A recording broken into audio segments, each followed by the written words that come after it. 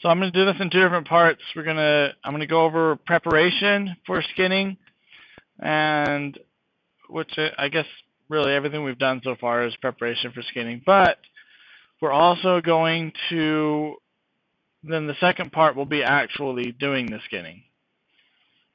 Okay, so when you're about to do your rigging, you'll have a set of joints. Let me turn on the visibility of these things. So this is my joints, and some of these joints have IK on them. So what I'm going to do is I'm going to duplicate this entire hierarchy. And I'm going to delete all these effectors that belong with the IK handles. Then I'm going to select the entire hierarchy. I'm going to go to Modify, Search and Replace Names. I'm going to search for _JNT, and I'm going to replace with _bind. That way we can differentiate between the joints that will be used for skinning purposes and those that are for other purposes. So if I click Apply, it just renamed all these joints for me to _bind instead of _joint. Okay. Then I'm going to rename this duplicate here so it doesn't have the 1 on the end. Okay.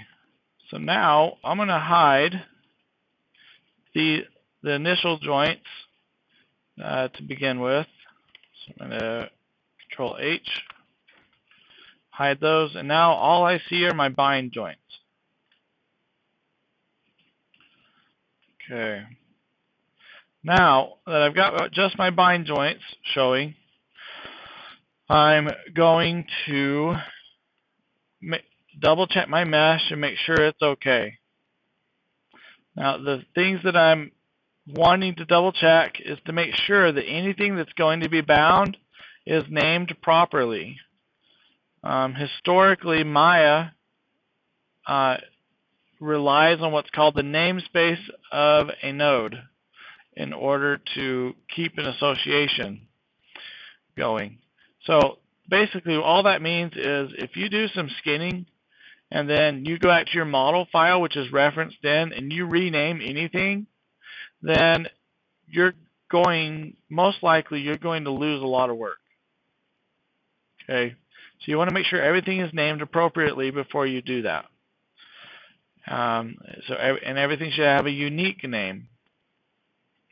Now, in addition to that, we need to make sure that none of our geometry has history on it, which I failed to check, so let's make sure. This one has the subdiv approximation on it. That's okay, that kind of history we can deal with. The shoes. So this shoe has history on it, so we'll need to go back to the model file real quick, and so does the backpack. So I need to go back to the model file real quick.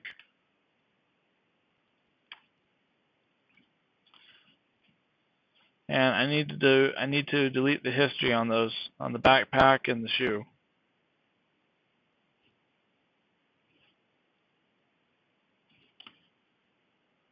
Okay, so I'm going to select the shoe and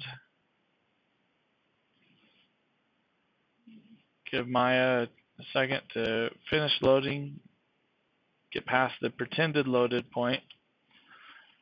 I'm going to select both of those, go to Edit, Delete by Type, History. Okay. Then while I'm in here, I'll continue my checking.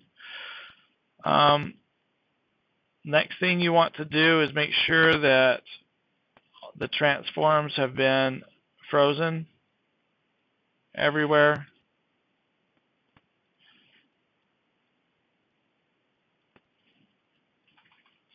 So it looks like the head is the only thing that has any transform information.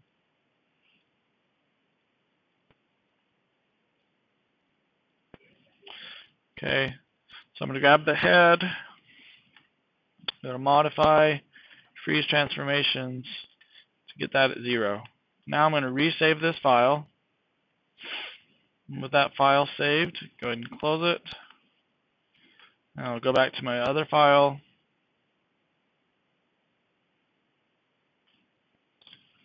And I'll go to the reference editor, so File, Reference Editor.